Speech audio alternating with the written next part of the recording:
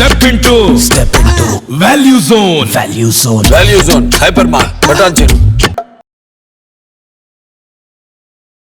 Hello MVN Kashyap గారు. Hello Nagaraj గారు. లైఫ్లో ఏదైనా సాధించాలి అని అంటే పేషెన్స్ చాలా ఇంపార్టెంట్.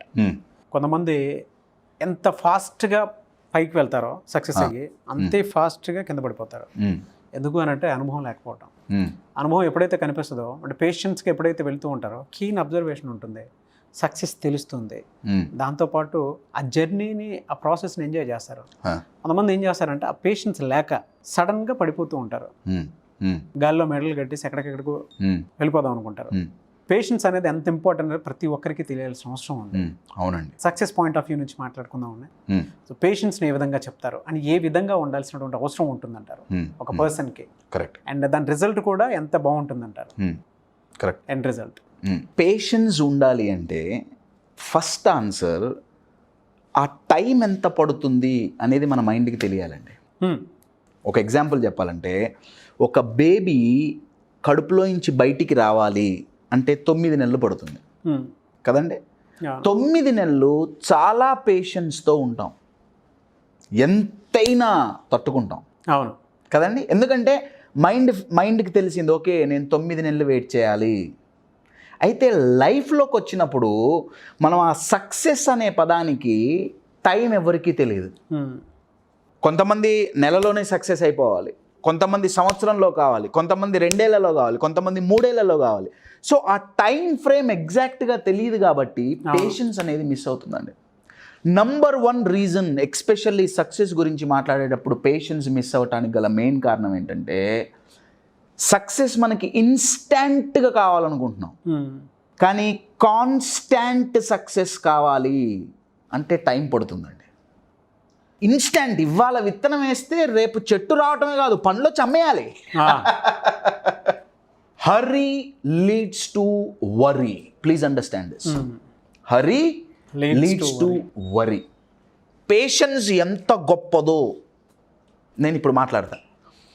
మీకు స్క్రీన్ మీద ఒక ఫోటో వస్తుంది.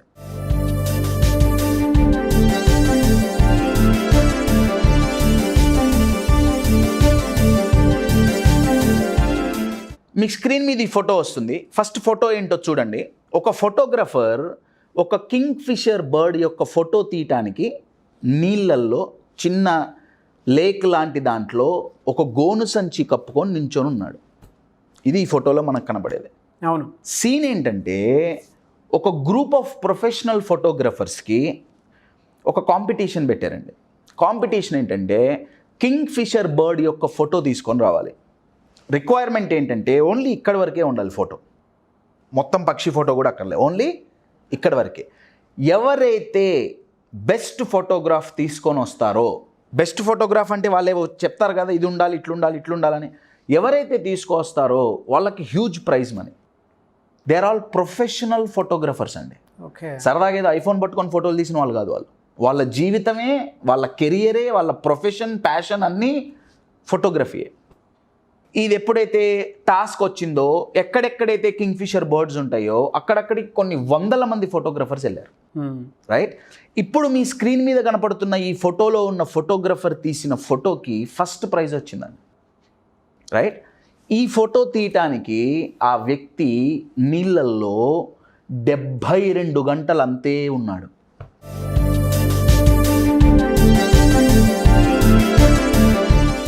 ఇలా కెమెరా పట్టుకొని 72 గంటలు.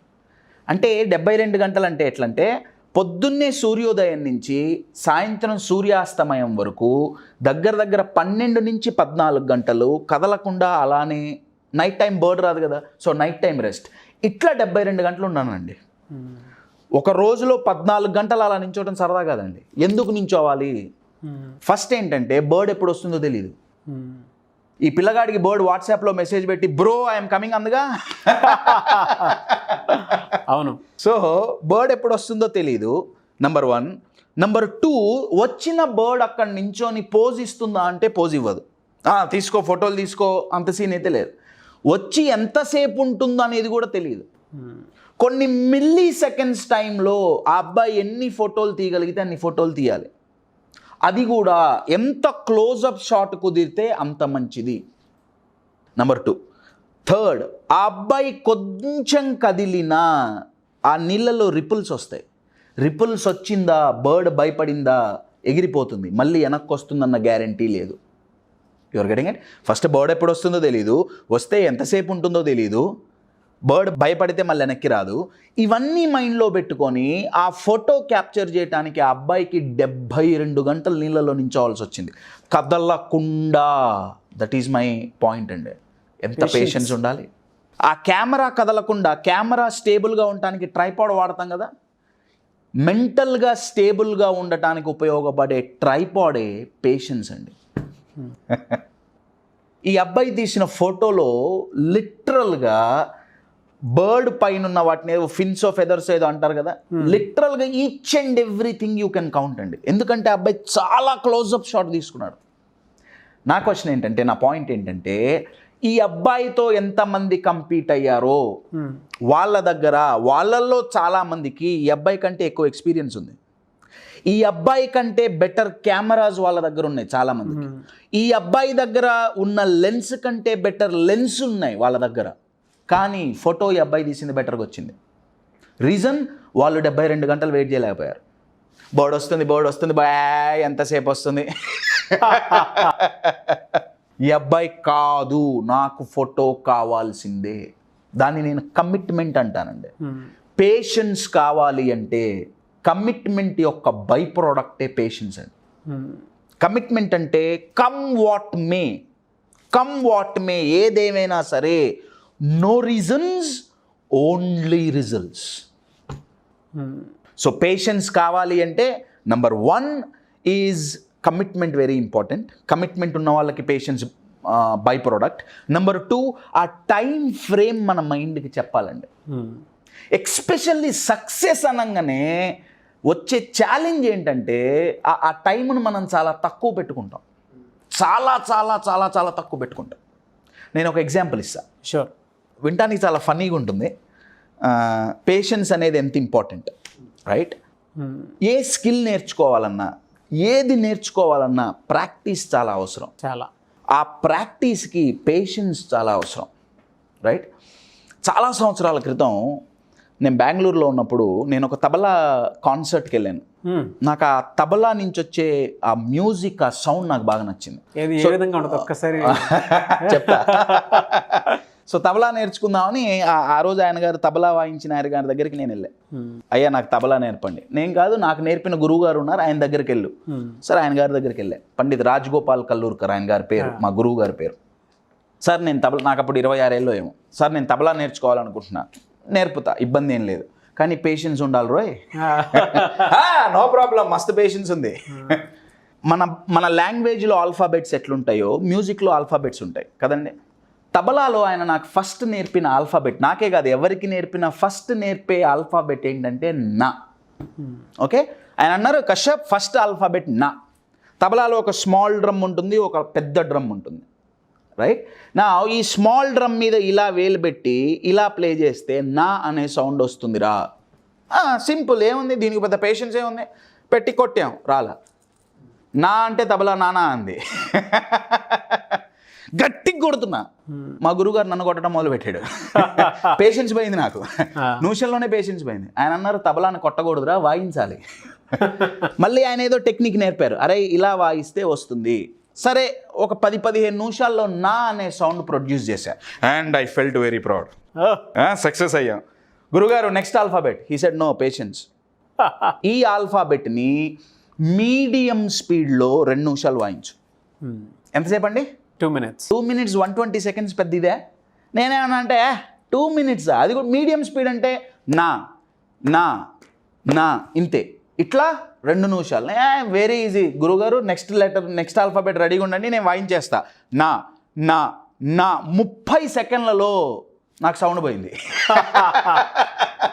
ఎందుకంటే ఈ మీడియం నర్వ్ పెయిన్ అవటం మొదలుపెట్టింది, షోల్డర్ ఏక్ అవటం మొదలుపెట్టింది. 30 సెకండ్లే, ఒకటే ఆల్ఫాబెట్, 30 సెకండ్లు మీడియం స్పీడ్, అయిపోయింది పని. ఆయన అన్నారు నీకు వారం టైం ఇస్తున్నా, నెక్స్ట్ వారం మళ్ళీ వచ్చేటప్పటికి 2 నిమిషాలు ఇదే ఆల్ఫాబెట్ను వాయించాలి మీడియం స్పీడ్లో ఆగకుండా. రోజుకి 45 నిమిషాల నుంచి 60 minutes వరకు నేను రోజు ప్రాక్టీస్ చేయాల్సి వచ్చింది. చేస్తే ఎన్ని రోజులు? వారం రోజులు చేస్తే ఒక్క ఆల్ఫాబెట్ ఓన్లీ 2 minutes వాయించడానికి సరిపోయింది. బా రైట్, పేషెన్స్. నా స్లోగా క్లాసెస్ నేర్చుకోవటం మొదలు కొన్ని సంవత్సరాలు అయింది, 2-3 సంవత్సరాలు అయింది, కొద్దో గొప్ప తెలిసిందే. ఆయన గారు అన్నారు, అరే నేను ఇవాళ నీకు ఒక అద్భుతమైన కాంపోజిషన్ నేర్పుతా, దాన్ని తుకుడా అంటారు. తుకుడా అంటే చిన్న పీస్, అదొక 1/2 minute 1 minute ఉంటుంది, కానీ చాలా ఫాస్ట్గా వాయించాలి. ఆయన అన్నారు, నేను కర్ణాటకలో ఒక న్యూస్ ఛానల్కి నేను ఒకటి కంపోజ్ చేశాను. న్యూస్ వచ్చేటప్పుడు మ్యూజిక్ వస్తుంది కదా, నేను అది నీకు నేర్పుతా.